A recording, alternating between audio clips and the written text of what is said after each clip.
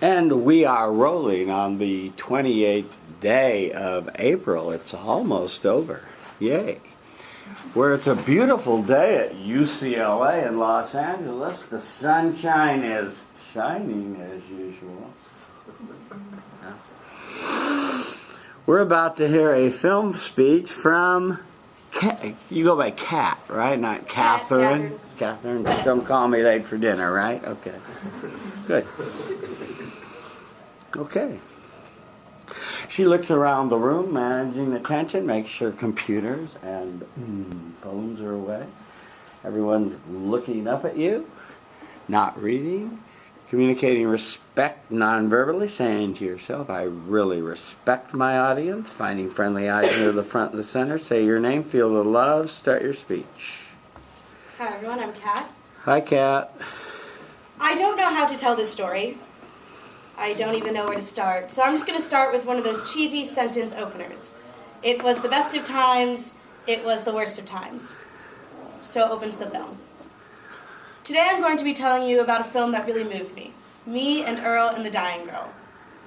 This film made me feel pain, it made me feel frustrated, and in the end, it delighted me. Ann Hornaday of the Washington Post writes, Me and Earl is as much a love letter to movies as it is to the bittersweet memories of mortality and friendship. The first way that this film moved me is it made me feel pain.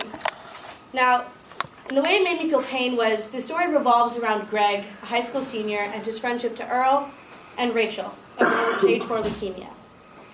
Greg constantly reassures the audience throughout the film that in the end, Rachel will not die. But, spoiler alert, in the end, she does. Now, this film made me feel pain because it reminded me when I was 15. My friend Justin and I were leaving rehearsal and going to swim practice. I told him I'd be a little bit late and that he should go on without me. And that was the last time I would ever see him. At 16, Justin jumped into the pool and suffered from a heart attack, from a condition that had gone undetected by doctors throughout his life. Now, why this film especially made me feel pain is because it reminded of feeling cheated. Rachel was not supposed to die, as we were constantly reassured she wouldn't. And Justin, to the outside eye, was a healthy, happy 16-year-old boy. He wasn't supposed to die either. We're not supposed to lose people in high school when we're just kids. It makes the pain so much more and makes us feel so much more cheated. Secondly, this film made me feel frustrated and annoyed. When Rachel loses her hair, she confides in Greg that she feels ugly and that everyone's walking on eggshells around her. Greg then tries to comfort her by telling her that she has cute hats. It reminded me of when I was 10 years old, and my eyelashes and eyebrows all fell out, and my hair started thinning and falling out in patches. You can imagine when kids are 10, they're especially cruel and not that clever. So I would hear names like Miss No Eyebrows, or people would play Nose Goes, but instead of nose, they would say touch your eyebrows, and I would always lose. I would wake up every morning and see my pillow covered with little hairs that were constant reminders that I looked different and I felt ugly. My mom tried to comfort me by telling me I had very expressive eyebrow bones and that I should feel proud of my expressive facial features that made up for my lack of hair on my face. But I still felt ugly, and this didn't comfort me very much. Finally, this film delighted me because it reminded me of my own best friend. Me and my friend Covey first saw this film when we went up to Ashland this summer to see the Shakespeare Festival because we were huge drama nerds and we loved each other for it. It was 104 degrees outside and we needed some way to escape the heat, so we went into the local theater and this was the only show that was playing at the time. When we left, I was sweating and crying and you couldn't tell which was which because I was so moved by this film, and again, it was 104 degrees outside. But the two main characters spend their time eating lunch in a teacher's office. They make short films together, and me and Covey would always write scripts and film little videos together to make each other laugh. So their friendship was really our friendship. Today I've told you about a film that moved me, that made me feel pain, that made me frustrated, but in the end, delighted me. As Ann Hornaday said, it's a love letter to movies, but also a reminder of mortality and friendship. And this movie is just that. It's a bittersweet reminder of those in our life, past and present. As you can see, there is no doubt that this film really moved me. Thank you. Thank you. 401. Let's start over here today. Alright. Hey, y'all, I'm Jesus. Hi, I always like Jesus. hearing you speak because I don't know, you just make me happy for some reason. And like you enunciate very well and you're very uppity, and I like that. And then you got very personal with your speech, and like you did it, like I could see got you, but like you didn't let it take over you. I really like that. Walk the razor's edge. Okay. Improvement. Yeah, honestly, I don't have anything bad to say. Like I feel like you did perfect. I don't have anything to say. Okay, nothing to say. Well, let me have some things to say. Yeah. Bring it back down. Kat, like your speech. Like the Dickens reference, it's the best of times, it's the worst of times. From A Tale of Two Cities. I don't know if you know the origin of the quote. You do. Would have liked to have had more of a it's the best of times, it's the worst of times. That seems to go with life at the end, and a little more vivid tie back to that famous quote. Pain, frustrated, and delighted. You stated your quote effectively. You forgot to say that you agreed with it, but we sensed that you did, so that was fine. The pain was the first emotion that you tried to communicate, and you told us a very sad story about your friend Justin, right? That jumped into a pool and had a heart attack and passed away, and you spent a little time felt sensing and remembering your feelings and how sad you were, and talking about you're not supposed to bury your children and young people. It's like the sun sets at midday, it's not supposed to do that. Sort of darkness when we expect light, right? So that was well communicated, right? So that was good. On your second emotion, frustrated, here you expressed a problem that you had, that your eyebrows were falling out, and I originally thought you had cancer or something and you were having chemotherapy, but that wasn't the case, that your eyebrows were just falling at your eye hair. Eyebrows, eyelashes, like part of my hair, but it wasn't cancer. It was Like, just, it's they were not just less, falling it's out. Okay, good. It was a touching story, the way your mother tried to comfort you and tell you that you had active bones and that sort of thing. So that was pretty good. I like a return to, and that's why I felt so annoyed during this period, more with your voice, so we remember the emotion. You really felt sensed and zero in on that emotion. On delighted, yeah, I felt the delight of your friendship with your friend and the Oregon Festival and so forth, so that was good. Summary, conclusion, and tie back were all well done. It was a little short. You got 1:15. You could have elaborated more on your feelings. Your goals were to speak slower, move more, and vary your delivery style. I assume you mean fast, slow, high, low, and that sort of thing. How did it go, Kat? I think I spoke slower because I didn't feel like I was a train going off the tracks, which is how I usually feel when I'm speaking. Okay. I moved more because in the last speech I stayed in this exact spot the entire time. Right. So I think I definitely moved more. I don't know if I varied my delivery. We could do more of that, yes. So work on that. I think you can even slow down more or put more content in so you fill the fuller time. But overall, a good job. Thank you.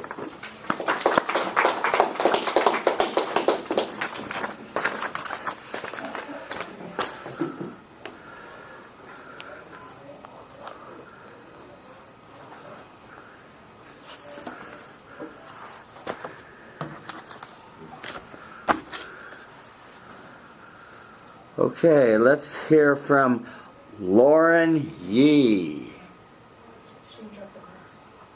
Oh, what a tragedy. Let's hear from Pratik.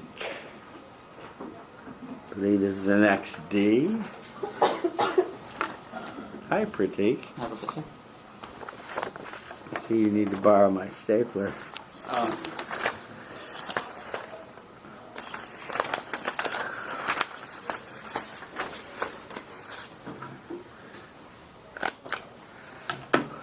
Okay, let me adjust the camera. You're taller.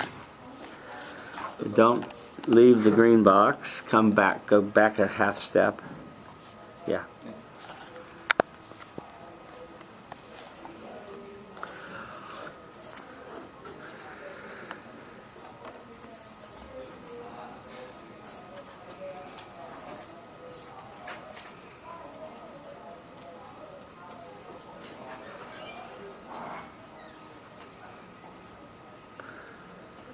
Pratik stands before you. Uncross your hands. Be open. Just let him be by your side naturally. Managing attention. Communicating respect. Non-verbally. Saying to yourself, I respect my audience. Finding friendly eyes near the front and the center. Say your name. Feel the love. Start your speech. Hi everyone, I'm Pratik. Hi, Pratik. Hi Professor. Courage is not the absence of fear, but it's the triumph over it. A brave man is not he who does not feel afraid, but a brave man is someone who actually tries to conquer that fear.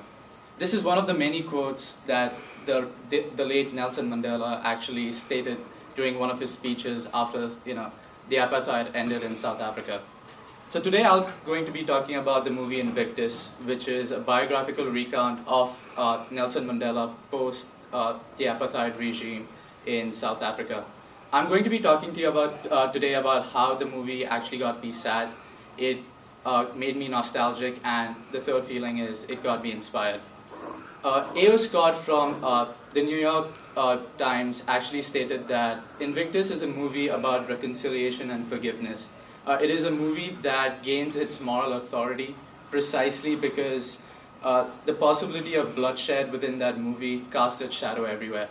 And I actually could not agree more with this statement, given just the moral high ground that the movie has, and given the fact that it was about Nelson Mandela. So the first feeling that the movie made me feel was it actually got me sad. I think the particular scene that really caught my attention and really made me feel that way was when Nelson Mandela was actually rejected support and was denied support from the very people he tried to protect, because he was trying to convince them why they should accept the Springboks, which is the current rugby team of South Africa.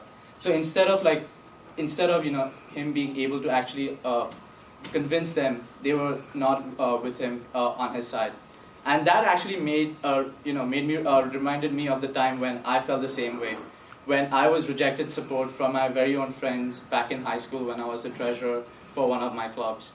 I was actually trying to tell my friends why we shouldn't use our funds to actually go to an old age home and do our civic duty of doing community service. But instead, my friends wanted to host an event for a Halloween party or something. And so so instead of doing their civic duty, they actually chose their luxury over that. And that really got me sad, because I thought we could achieve something greater as opposed to doing something so mundane and that can be done otherwise. And because of that, I think that instance really made me sad, and this particular scene also reminded me of that. The second way the movie made me feel was it got me really nostalgic. The Springboks was a very underdog rugby team, and in the film they showed how the Springboks actually won against a very tough Australian team that was doing very well during the World Cup. Given the fact that the Springboks were actually able to overcome the odds and beat a stronger team, that made me nostalgic of the time when my soccer team back in high school actually did the same thing. We were doing just okay in the tournament, and we were up against a very strong team that was actually on top of the table. But given the fact that we had a very young and a rather ill-experienced team, we were actually able to overcome the odds and beat that team. I think that was one of the most gratifying moments of my my soccer career in high school, to say, because although I was the oldest, I felt this sense of achievement that I was able to guide my team and help them win against the other team. That gratifying experience was even elevated because it was actually my birthday during that day, and it felt that that was one of the best surprise that I could actually give my team and that the team could give me. So I think that instance when the Springboks won against a tougher team actually made me nostalgic and allowed me to relive that moment. The third way that the movie made me feel was it got me really inspired. The Springboks in the movie actually visited Robben Island and visited the prison cell that Nelson Mandela was actually held captive for over 27 years. And they actually saw that kind of, that 4x4 cell that he was living in. It was not even like greater than my arm's length or something like that. And he had to live in that cell for 27 years. And they relived that moment, and they, actually reset the poem by William Ernest Henley about how Nelson Mandela was only the captain of his soul, and he was the one who would be able to overcome his difficulties during that time. And that entire scene about how they were reliving Nelson Mandela's life in those 27 years actually got me inspired, because it taught me that no matter how difficult your situation is, you should always be tough and make sure that you achieve your goals. And that proved true for me when my family was going through a financial difficulty, because my dad was actually unemployed for nearly 2 years.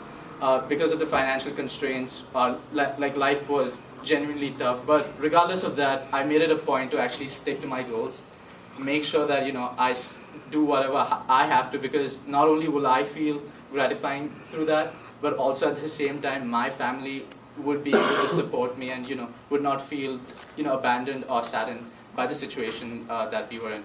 So given Nelson Mandela's life, actually I was able to take that inspiration and actually ensure and make it use in my life. So in summary, I've told you how this movie has actually made me feel sad. It got me nostalgic, and it also inspired me at the same time.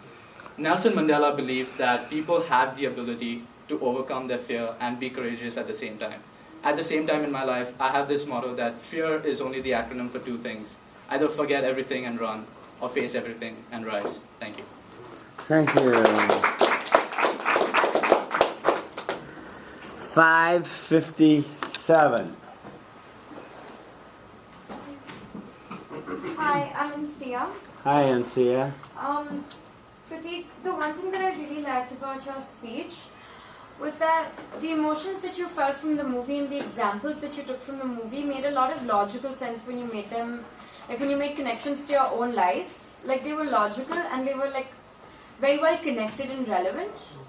So I really liked that. I also liked that they were really personalized. Each of them was your own life and your own experience. And even though you understand that it was maybe not to the extent that it was in the movie, but you could see the parallel with the movie. Just one thing I have to say, you say actually a lot, which is a little distracting, but keeping that aside, I really liked your speech. Okay. Thank you, Insia. Improvement. We'll go to the back, sure. I'm Stefan. Hi, Stefan. I really like your speech as well. If I could give you anything to work on, you made eye contact a little too long with one side. You just maybe buried a little bit, and just a little more at the end, a little more tie back and restate the emotions.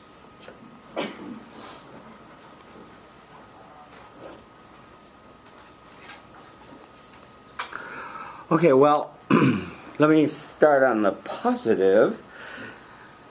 I was worried that you were going to not have strong emotional connections, and that you were going to give us emotional situations and not good emotional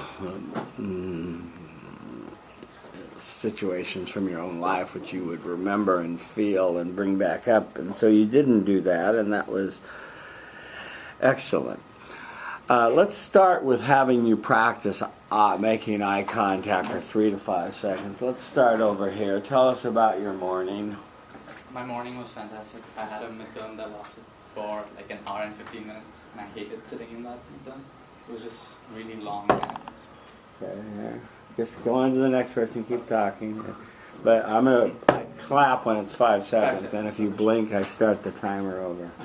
Go right here. I had a midterm today morning for Econ 41, and that was an hour and 15 minutes. And some of the questions were pretty hard, but I was able to get through it. Yeah.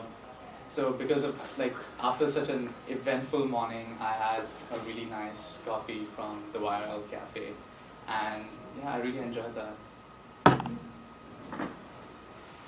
I don't know what else to say anymore, but yeah, now I'm in this class, and yeah, and I just gave my speech. Okay, do you feel the difference? And you range around, and when you're over on this side, you glance back over at this side, at Jesus or Incia, so you don't blow them completely off. But you were favoring one side over the other, and you weren't making long enough eye contact. So like when I was in this side, I was just seeing this side. You're looking there and glance over there, so you don't blow them off completely. Another transitional device that you use a great deal is you know. So to have a person you practice with, a live person, raise their hand when you say you know. So you cut that out. Let's talk about your speech and deconstruct it. You chose a good topic and good film. Nelson Mandela is an inspiring character, so that has a natural pathos to it. He endured, long years of torture and punishment in a very small cell, and it still was able to forgive his captors and, reconcile with them, which was pretty amazing.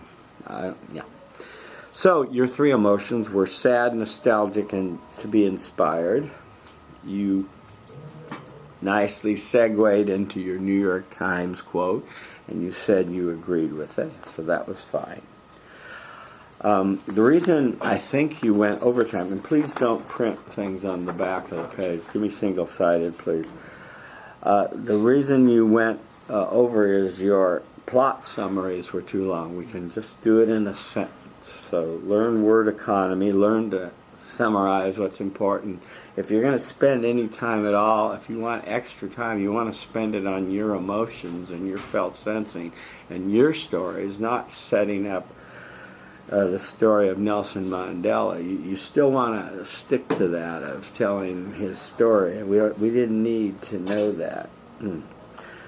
On your first story of feeling sad because your fellow, you call it football, I guess we call it soccer, players wanted to party with the money instead of giving it to senior citizens or to charity, and you felt that was selfish and that made you sad, and that was pretty well communicated.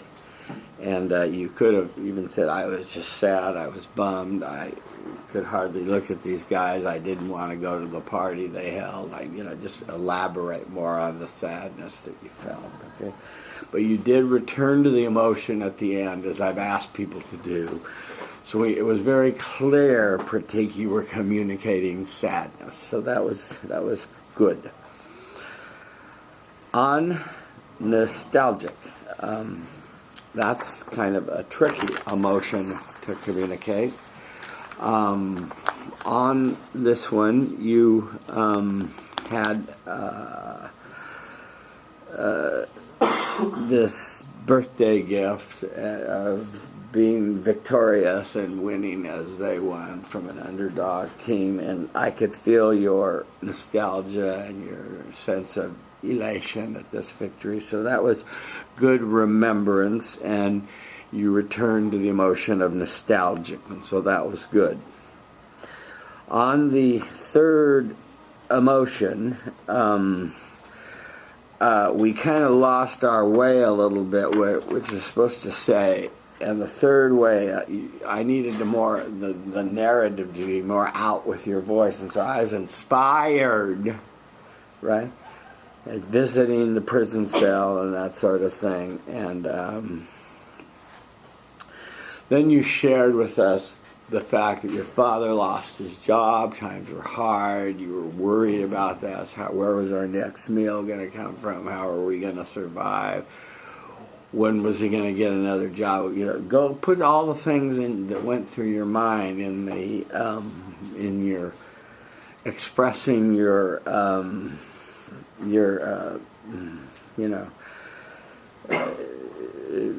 worry that happened at that time, and then how you were inspired, the difficulty you worked it out. So your summary was good, your conclusion was good, and you tied back to the quote about and triumphant and conquering fear. So that was good.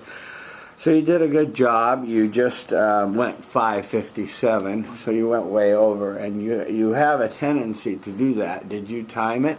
Yeah, I did. It was around like 5:15. It was 5:15. So I tried to cut it down, but yeah.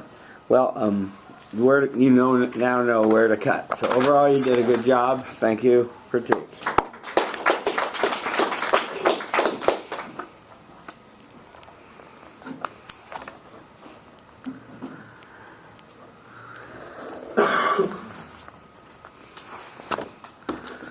Okay, that will bring us to Jessica.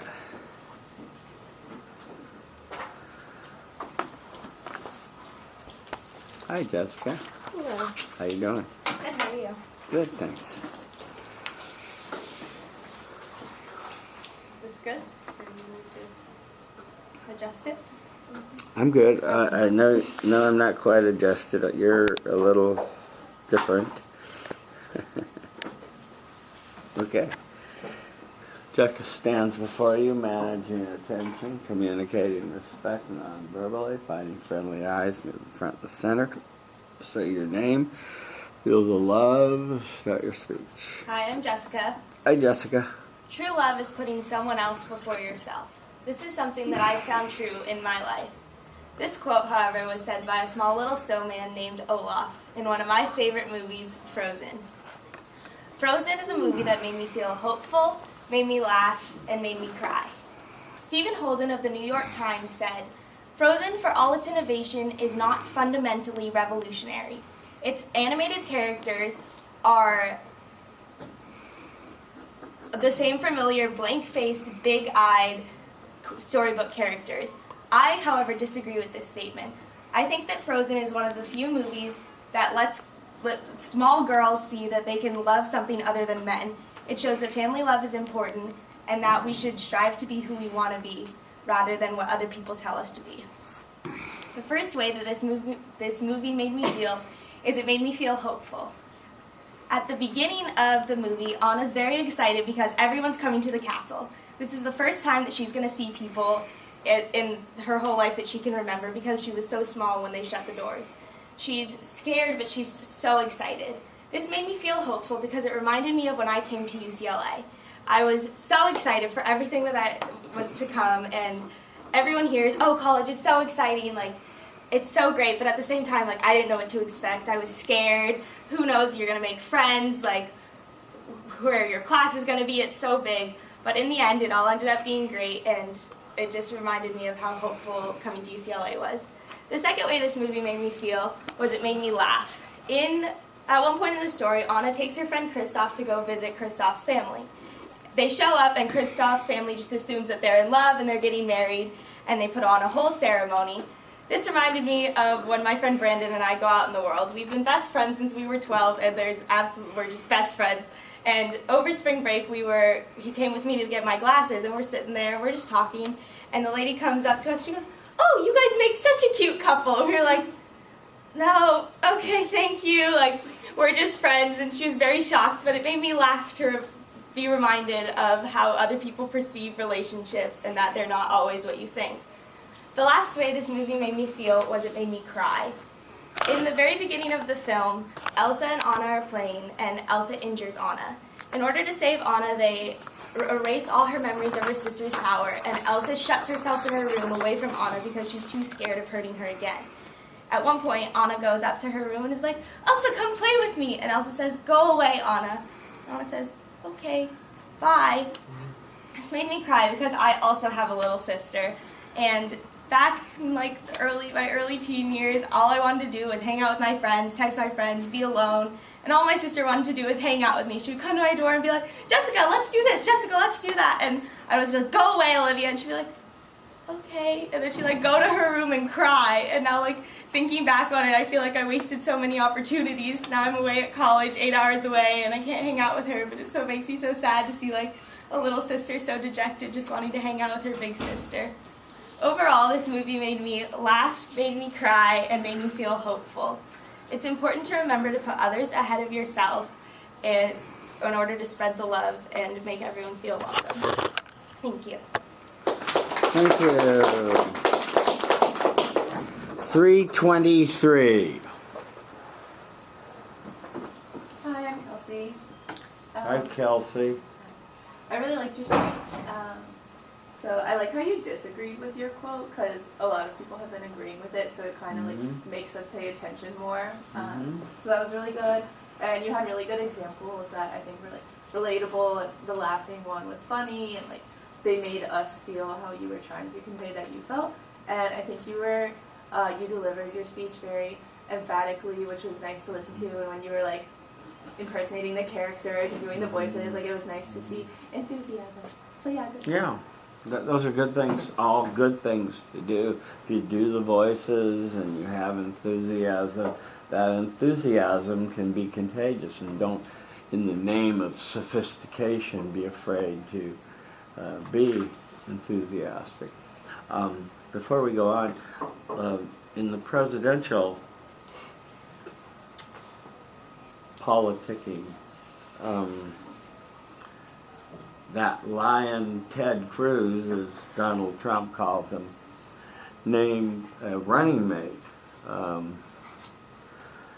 to, even though he doesn't have the nomination, but I guess he's thinking he might or whatever. And it's a person from California, Carly Fiorina, and she ran for Senate out here. And oddly enough, when she was introduced, she began singing a child's song to Ted's children, and she started out her press conference that way, which in some ways I thought was cute, took courage, maybe too cute. The comedians made horrible fun of her, like as she lost her head. She's singing about little girls. What is she doing? Well, she's crazy, you know. But there was an example of somebody doing in the vocabulary of our sticky text, doing something unexpected, and it, as we know, unexpected stuff really gets attention and works. So it was an interesting thing. So improvement, please. Hi, I'm Kat. Hi, Kat. I really liked your speech. I liked how you delivered it. If I had to say one thing, I think at some points you speak very casually. Can't really know. But yeah. But just in the back. Tell us, Kat, can you stand up again? And tell us what you mean. You mean she's... For instance, instead of saying he said or she said, you might say they were like, he was like. Okay. All right. I guess she's talking about your diction, and we, in America, we favor more of an informal diction, you know, to a formalized one, but okay. It's a comment to consider. So let's talk about your speech. It was short, and I think you could have slowed down and elaborated more, Jessica. I liked that you chose Frozen, and you weren't afraid to choose Frozen. Many people think, oh, it's cartoon or babies movie or something, but really isn't. And just as The Lion King or Beauty and the Beast, etc. People have done with great, there's great themes that apply to adults as well as to children. And that's the greatness of the art, is that it communicates on many levels. So, you started with true love is putting someone else before yourself. And I see that you came back to that quote in the end, so you had a tie back to that, so you understood that concept. That was good. Hopeful, laugh, and cry were your three emotions that you were coming forth. I agree with you that you took Stephen Holden's New York Times. New York Times is a tough audience. It's a tough critic to get by. Not just Holden, but A.O. Scott and all these guys are real harsh on certain people. So I appreciate that you disagreed with the statement, and I agree that it was, again, something unexpected and good attention management, and it grabbed our attention, so that was good. Like to see you move 3 times, walk 3 times. You were pretty stable there. Did you consider walking? Did you think about walking, or what was the I dealio? did, but then I forgot part of my quote, so then I got distracted about that, so then I was just like thinking about the rest of it, and then I realized... It's too late to walk. Okay. Yeah, Let me just humor me and let me see you walk and talk just so that I know you can do it. Tell us about your morning. Go 3, 5, 3, yeah. So I went to bed at 4:30 because I have a midterm after this, and I also had this speech, and I was stressed out about it, but it's fine. And then I got up and I made coffee so that I can try to stay awake, and then I went to discussion, and it was right down the hall, and then I came here. Okay. Pretty good. You just don't turn so much to the side. Keep it sheeted forward. Okay. So let's go to your emotions in your main body. So the first one was hopeful, and here you expressed the idea of coming to UCLA, a new college, and it was kind of a scary experience, and you weren't sure you were going to make friends and didn't know what to expect. And it did work out okay. I would have liked you to have returned to the emotion, as you see I've been bugging others to do, and you can say, and that's why I felt so hopeful. So, yeah. So we have a clear idea of you reliving your feeling of hopefulness, that felt sensing I'm trying to get you to do. On laugh or smile, this sort of thing, you related the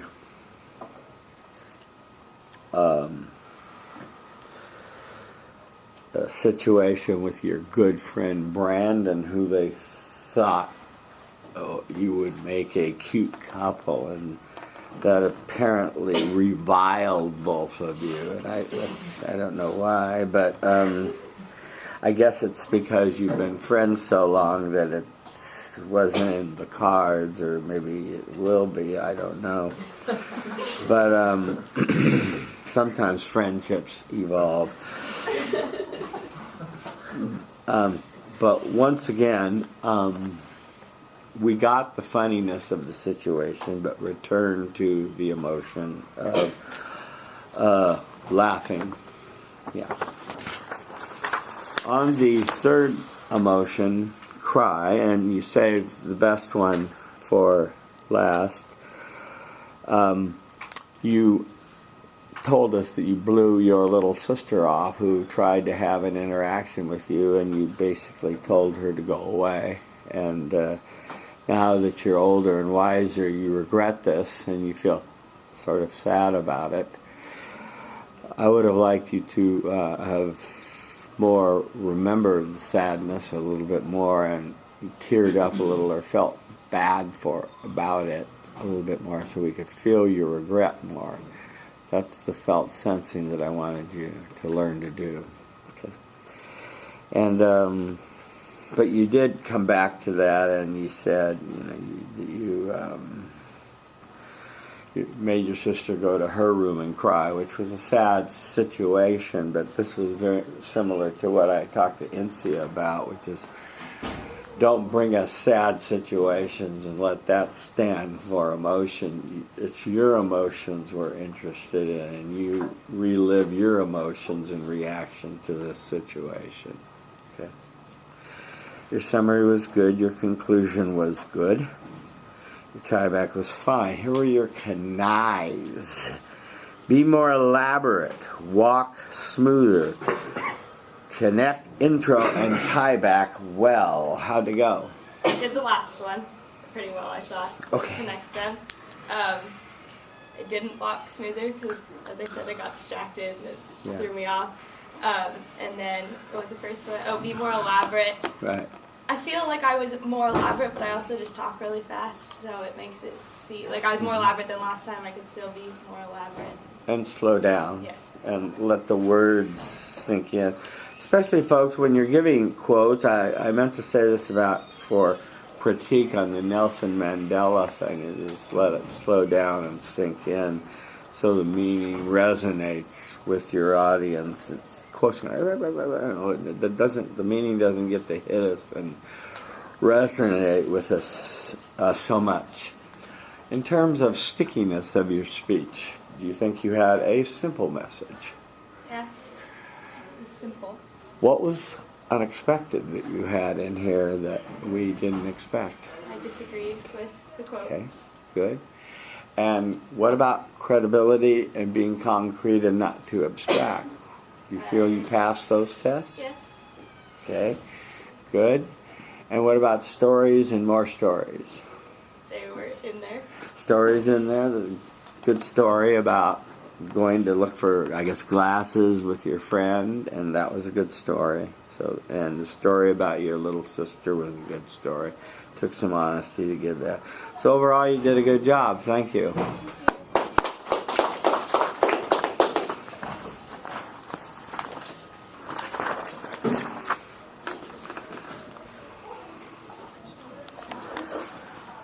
Okay, are there any more D's?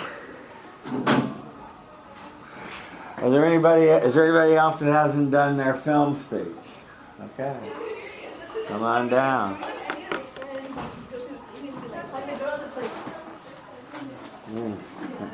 Who are these loudmouths out there? No, hopefully they'll pass.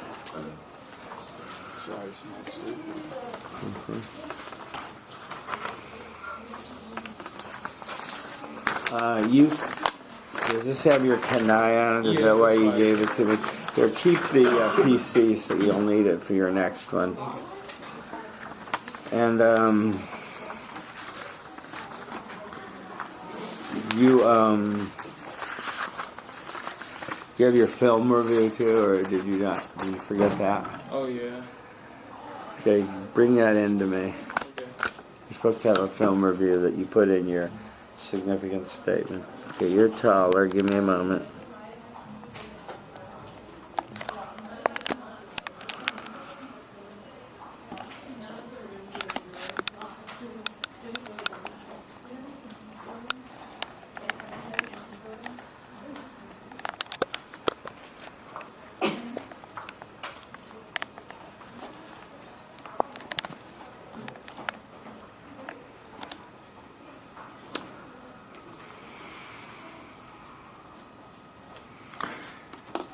Demetric stands before you managing attention, communicating respect non-verbally, saying to himself, I respect my audience. Finding friendly eyes near the front and the center, say your name, feel the love, start your speech. Hello, my name is Demetric Felton, and before I start my speech, I want to give a quote from the movie that I actually watched. It says, "You see this guy right here? That's the toughest opponent you're ever going to face. I believe that's true in life, and I believe that's true in the ring." And that was from Rocky Balboa saying to Adonis Creed while they were in the gym before they worked out, while he was in the ring at himself. Today I'll be talking about a film that really moved me, and that film is Creed. The film made me feel appreciative, it made me feel sad, and it also motivated me. Stephanie Zachariah from Time magazine said that Creed is a knockout film. I totally agree with this because the film really caught me off guard. I did not think that was going to be that good, but after watching it, it really moved me and touched me in those three ways. So the first way the movie moved me is that it made me feel appreciative. The reason it made me feel appreciative is because when Adonis was a kid, he went in and out of juvenile hall because he would fight and get in trouble and everything. And I felt like this was because he did not have a stable home because both his parents were not in the picture. And I feel like it's very important to have parents in the picture to teach you how to be respectful, how to raise you right. And the reason why that made me feel appreciative is because I had two parents in the home all my life. And my dad always taught me that when I grow up, that he wants me to be a man, and that to take care of my kids and be in my kids' life. Because when he was a kid, he did not have his dad in his life, and he says that really hurt him when he was younger, and so he felt like no one loved him, and that his father didn't appreciate him. The second way this film made me feel was sad. The reason why this film made me feel sad was because when Rocky was diagnosed with cancer, Adonis became very sad and sorrowful. And I can relate to that because when I was back home, my uncle was diagnosed with cancer. I can say that I felt the same way. I felt very sad, very sorrowful. And it made me feel like why him? Why did he deserve this? The third and final way this film made me feel was motivated. The reason why this film made me feel motivated was because when Adonis was preparing for his fight, he worked out every day, night. He was in the gym all the time throughout the day. And that reminded me of how I was, because from a kid, when I was 7 years old, I said that I wanted to play college football. And so from then on till now, I worked my butt off. No matter how many times people said I couldn't do it, I might not be the biggest football player, but I worked the hardest. And that doesn't stop now. Once I got here, I still have to continue to work hard. But that's just something in the movie that I could really relate to. In summary, I told you how this film made me feel appreciative, sad, and motivated.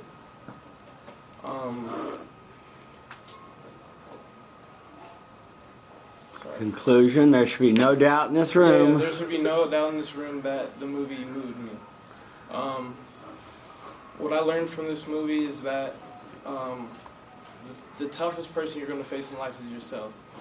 Each day you have to wake up and motivate yourself to go above and beyond and not be average like everyone else. Thank you. Thank you.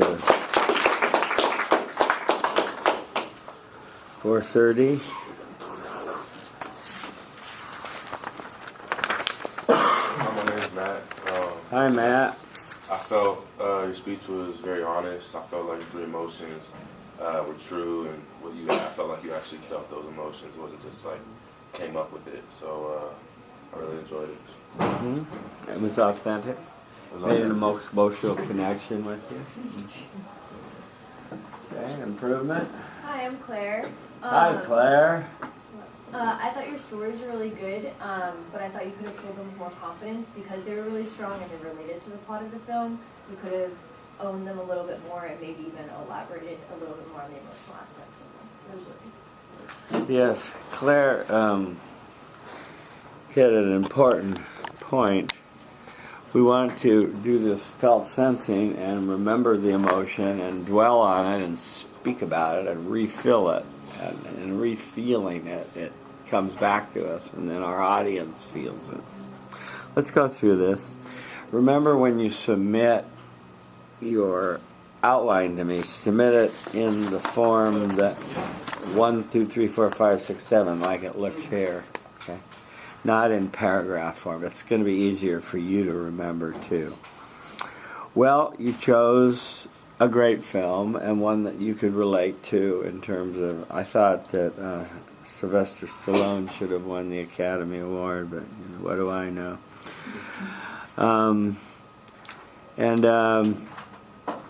You chose the film Creed, and so you started with this long quote from the film, and then at the ending, you talked about the same kind of thing about overcoming, and so you made an attempt to tie back to the intro, so that was good. So the three emotions that you were trying to communicate was appreciative, sad, and motivated. Yes.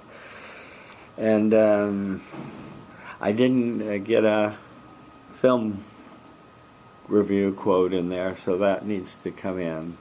So you get credit for that. Okay, that comes in the significance statement.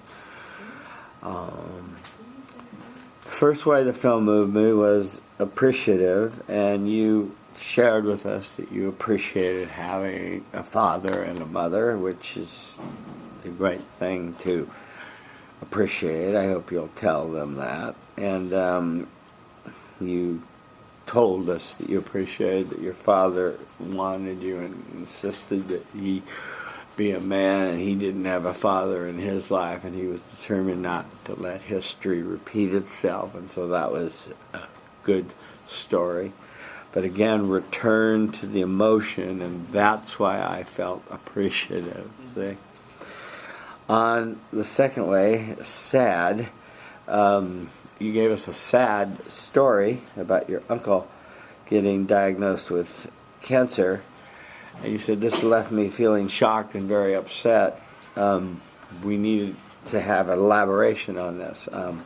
Tell a story about it. I was at my Aunt Betty's house, and when I learned of it, and I just had to go into the bedroom for a moment and catch my breath. I couldn't believe it, and it, just say it out more, and elaborate on just the feeling that you got of that, being upset and shocked and sad that this was going to happen, and that your uncle was no longer going to be around, you weren't going to be seeing him. Okay? And again, each of these should have been a paragraph or an outline, not all one paragraph for everything. Each paragraph has a new thought. So the third way was motivated, and you took from the movie plot that Adonis was working hard, and so you said that it motivated you to work hard, even though you're, quote, small. You overcome this by working even harder so that you can achieve greater things, and that was good. Again, that's why I felt motivated. Yeah. Summary was fine. Conclusion, no doubt in this room, and then the tie back was fine. So you got the job done. Remember the film review, and your canais were to speak with increased confidence, be yourself, and move around. How'd it go? I think I still need to work on speaking with more confidence and being myself, because I'm still like shy. Yeah. Up here, but moving around, I think I did better because I didn't move at all last time. Yeah, it's good. Yeah, in fact, I was zipping the camera after you to get you in the camera, so that was good. So you got the job done. Thank you.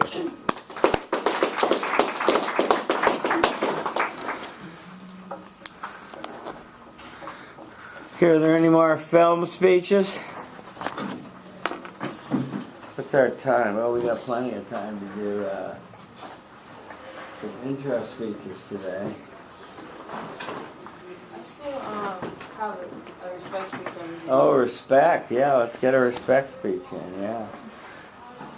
Rock and roll. It'll be on this film.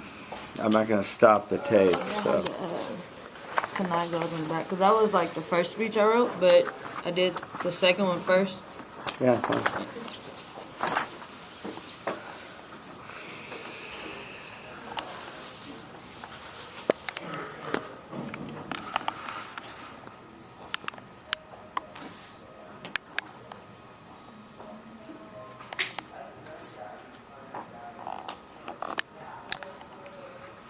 Okay, managing attention, communicating respect, finding friendly eyes near the front and the center, Say your name, feel the love, start your speech.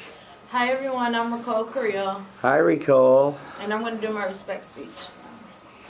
Being brilliant is no great feat if you respect nothing. I believe that respect is one of the most greatest aspects of life. Growing up, I was always told to respect your elders. But as I grew older, I realized that it is just as important to respect everyone. After 48 hours of showing nonverbal respect to everyone that I met, I became a better person. In this speech, I will tell you about the good, the bad, and the ugly. Most of this experience took place at an airport or on an airplane. Beginning with the good, it was an early Wednesday morning around 6 a.m. I was rushing to my flight, of course, late. As I arrived to the airport, I realized there was like a super long line for the bag check-in. I stood in line, immediately got frustrated because I thought I was going to miss my flight. But I kept it all in. I didn't show any emotion at all. Other people behind me, they made complaints to the workers and said that everyone's taking so long, we're going to miss our flights. But, I tried to stay patient and I kept my emotions in with respect in mind. As my turn came, I got up there and the worker actually thanked me for being so patient. I had 2 bags to check in, and surprisingly, he let me waive 1 bag for free to get on the plane, so I only had to pay 1 bag fee. And that was my first experience of the 48 hours of nonverbal respect, so I was like, this is pretty cool. Moving on to the bad, I finally got my bags checked in, and I went through security, waiting to board my flight. As I got on the airplane, I realized there was a bunch of people in first class, so I decided to make eye contact with them and give them a smile. So I gave eye contact to everyone in first class, and some people nodded back, some people smiled back, but mostly no one reacted back. And even the lady frowned at me. I don't know why, but yeah, that was the bad. Moving on to the ugly. As the flight was over and I took a nap and all that, I got up as everyone else was eagerly to get off the plane. People behind me were kind of rushing, and with respect in mind, I let some people go before me. As I'm getting my stuff from the overhead, an older couple, kind of shoves me and just go before me. And I felt like that was very disrespectful because they could have just said, excuse me. What I've learned from this 48 hours of showing nonverbal respect to everyone, I learned that respect doesn't come as easy as it should, but once you respect people, you feel like a greater person. Tying back to the quote that I said, being brilliant is no great feat if you respect nothing. I noticed that in first class, not a lot of people show respect back to me, but no matter how much money and success they may have, if they don't have respect, I don't respect them. Thank you. Good. Thank you. Okay, that was a walk down memory lane. Yes, please. Hi, I'm Grace. Hi, Grace. I really liked your speech. I really liked the way that you speak. I thought you had really good humor to it. I like that you start with a quote and you tie back to it, because not a lot of the other respect speeches have that, and I felt like yours was kind of a whole. You really took it to heart and were able to relate it to other aspects too. Also, at the airplane and the airport is a very relatable. All of those experiences I've definitely felt before. Thank you, Grace. Improvement. Hi, I'm Paola. Hi, Paola. Your speech, you walked with more confidence and bringing what you were talking about. I think the only thing maybe was just eye contact, but that was really good. Okay. Yeah. How was your eye contact, did you say? Are you making it? Are you giving it 3 to 5 seconds? I think so. I don't know. Yeah. I can't really remember now. Okay. Well, let's do a little practice here for you. Let's hear about your morning. I'll tap when it's been 5 seconds. Okay. This morning I woke up kind of late. Wait, you're looking away. You're only to look at her and not look away for 5 seconds. Oh, for 5 seconds. Okay. Yeah. So this morning I woke up a little late, got in the shower, tried to pick out something to You wear. looked away, so you... I looked away? You looked away, yeah. You have to just lock 5 into her seconds. eyes and don't blink. Yeah. Alright, so this morning I woke up kind of late, got in the shower, picked out something to wear. and then I left my room. Then I went downstairs to get on the elevator, and then I went to my class, which was not too far from my dorm. Right here. Who? Wave. Okay. Wave, yeah. And- right here, yeah. That's what I was just looking at. Yeah. Okay, well, look at her again. And then I went to my class. We had a midterm review because we have a midterm next week. And then I rushed here to get to class. Was she looking at you? Okay. Do you see the difference? Yeah. Okay. Let me talk, Ricole, about your speech. I like that it was very well. Stay in the power stance. That's a good habit to get into. I like your beginning quote. It relates to a lot of the quotes that people brought in by Albert Einstein that I trust.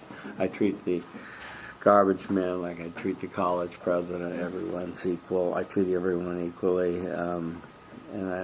Quotes like that are very apropos and useful for a speech like this, so that was good.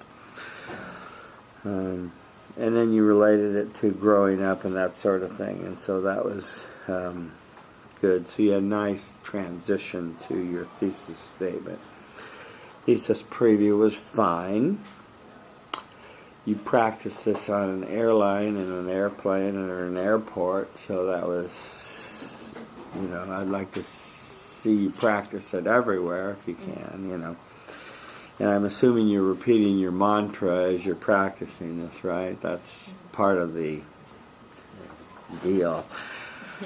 Because it's when you're in line and you're impatient that saying the mantra, I respect everyone, keeps you centered and keeps you in the now and doesn't let you get agitated and freaked out. And the worker that lets you have a free bag, that's just like the free apple pie we've been hearing about at McDonald's. So we get this all the time. On the bad, first class, yeah. On the ugly, there's an etiquette on getting off of a plane. I don't know if you've noticed it, but you're supposed to allow the person ahead of you on the road to get out before you go on. And people that just rush by, the people getting out, are just straight up rude. They don't quite get decode the social cues going on here, or they don't care. They probably don't care, yeah. What I learned, say it more with your voice. So what did I learn? Boom it out. So, so that becomes clearer, and your summary, conclusion, and tie back were excellent. So you did a good job. Thank you. Thank you. Okay. Any more respect speeches? Anybody ready to do an intro speech? We have to do at least one today.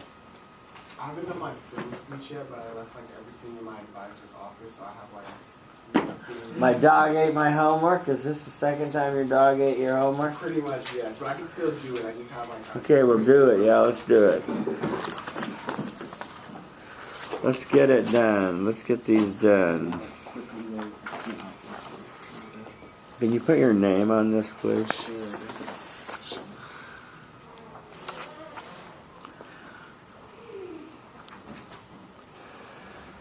Okay, good.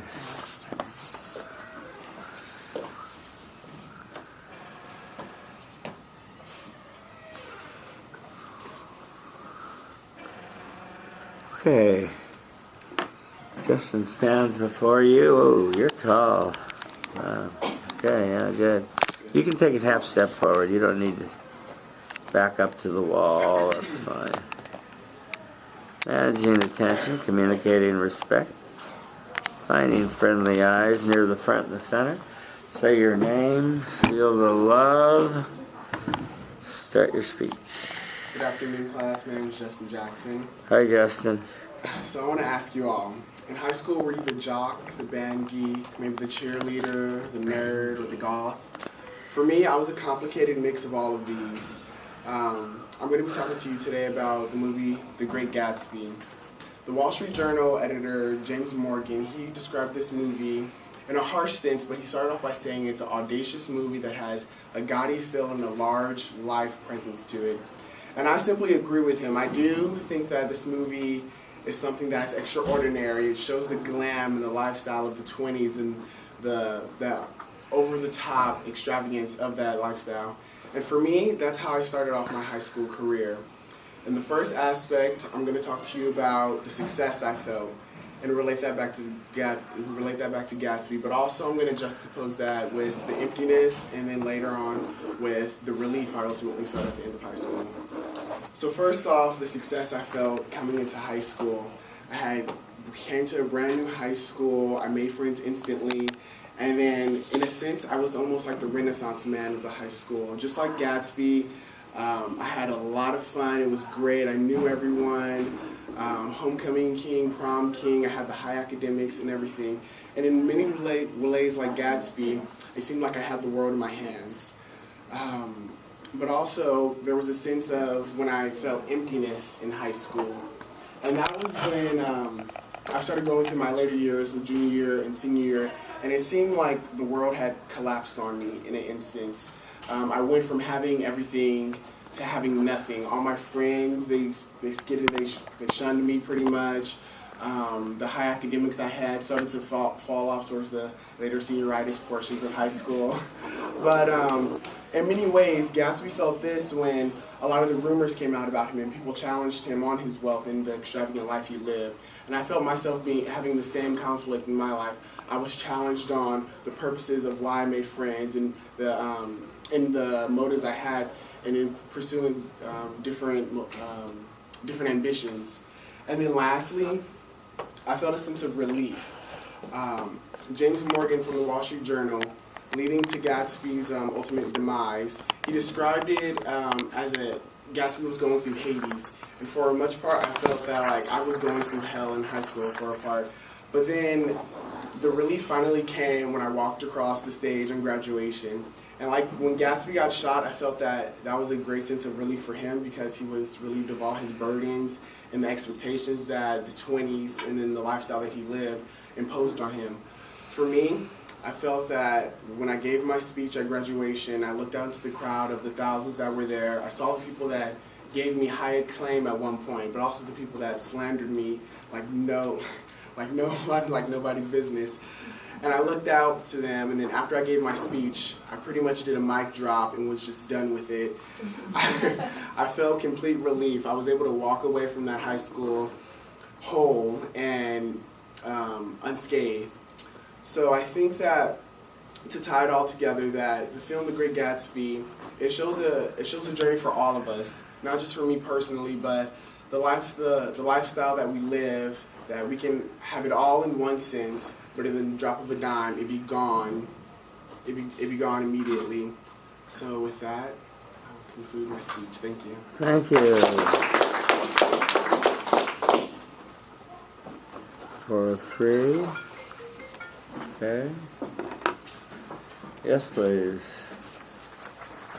Hi, my name is Dimitri. Hi, Dimitri. I think your speech was, you did very well. You exude like confidence when you speak, and that's very good. Like people like that, and I like that. So yeah, thank you. Improvement. Sorry. That's what I'm saying. Hi, Sarah. I think he makes a really good point, which is that you have this gift of making everything that you say sound natural and connected.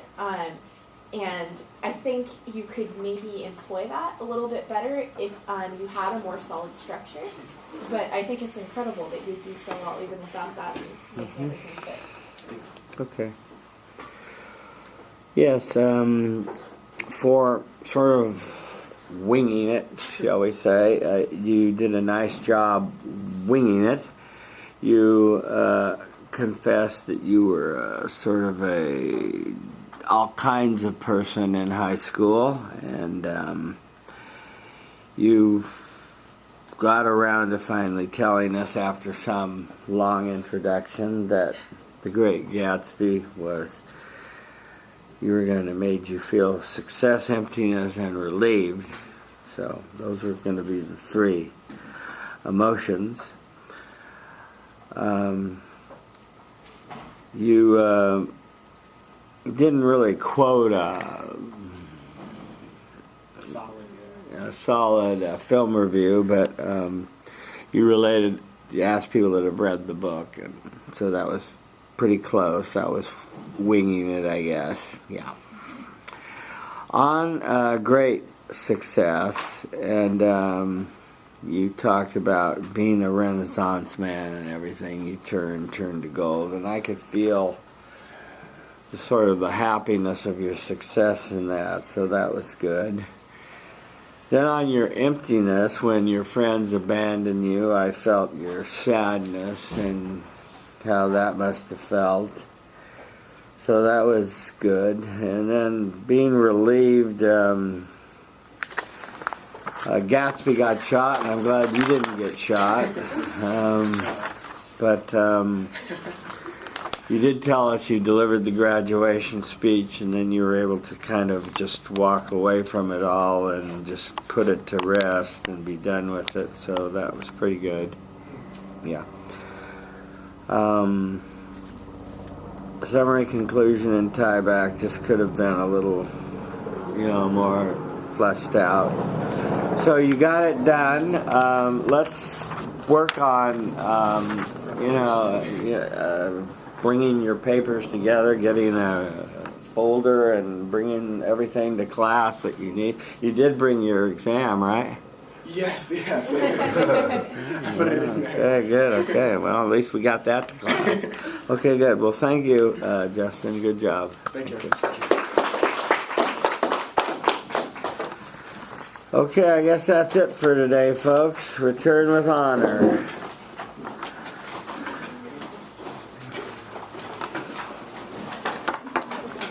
Hi. Did you hear any more time about, is May 12th going to be too late, or the 15th? Or do you I'm going to ask them to reserve the spot for you, because I think you have to reserve it by May 12th-ish time. But the photo can be sent anytime. Once you have the reserved spot, then you can send it by May 12th. Reserve the spot? Oh, great. That's awesome. Okay, good. Thank you. Is that a full page? No. I'm only going to get 6. I was running late today because of a midterm I was taking, so I didn't get a chance to turn in my midterm. Your what? Math, my midterm. Oh, okay. What number are you? Your version 6? Okay. Anybody else not turn in their midterm? I'm trying to be nice enough. Are you though? Somebody was saying that when I went to say my MTA was like, he asked a question and then had them give an answer, and then he's like, giving credit for that, and they answered it really long. He was like, no, that's not. You need to give this definition, and you need to give this. Professor, I have my film review and everything. So should I bring that to your office hours, or do you just want me to hold on to it? Bring it in next time. Next time? Okay. Yeah. Because I have the whole outline. And are we supposed to? I was absent the day that you went over the film speech and outline. So are we supposed to type out our outline as well? Yes, you're supposed to type it out. Okay. That's what I was thinking. And you're supposed to type it out, and you're supposed to watch other models on YouTube under Thomas Miller film speeches and Thomas Miller PC speeches to get an idea of how to do it. That's under Thomas Miller film speeches. Okay. Oh yeah, I watched my respect. Is this yours? No, that's... Oh, that's not mine. No, I wrote my version number on mine. Okay, good. All right. Thank you, Professor. Sorry about the mispreparation I had. No problem. Enjoy the rest of your day. Okay.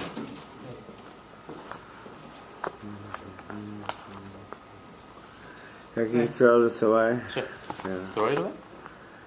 Yeah, it's a markup exam. Pratik, can you see if anybody's next door? Thank you. Did you have a question? Sir? Did you have a question? Did I what? Did you have a question? Oh, no, sir. Okay, great.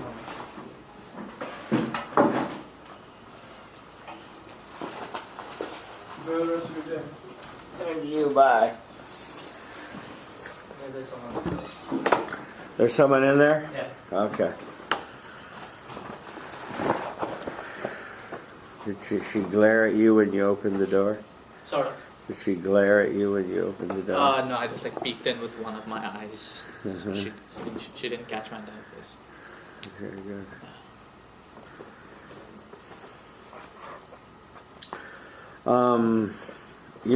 You're not free from 2 to 4, right? You have a class, right? No, I have a class at 3:30. Yeah, that's too bad. Why would I? Because I got to get this over to the exam scoring center, and Austin's got a place he's supposed to do it, but he's got to go. So I'll work it out with Elizabeth.